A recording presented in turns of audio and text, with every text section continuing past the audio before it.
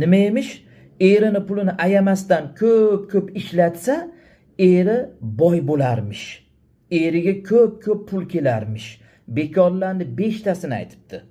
Bunaqangi ayol erini boy qilmaydi, erini kapangado qiladi. Pulni orqa ketiga qaramasdan ishlatish, pulni orqa ketiga qaramasdan ishlatgan ayol erini boy qilmaydi. Tejamkor ayol erini boy qiladi. Chunki eng katta boylik hisob-kitobdadir. Eng katta boylik tejamkorlikdadir. Isrof bo'lgan joyda baraka bo'lmaydi. Hisob-kitob bo'lmagan joyda baraka bo'lmaydi.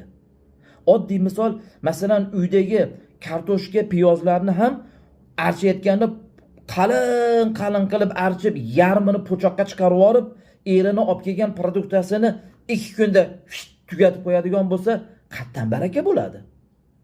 Erni topib kelganini po'choqqa chiqarib yuborsa, qayerdan boy bo'ladi u erkak?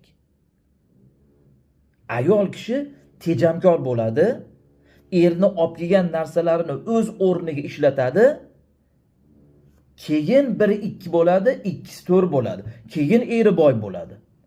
Unaqa ko'p ishlatib yuborish, ayamasdan ishlatish bilan u pul turish kelmaydi. U milliarderni ham gadoy qiladi. Uni qanday ayol?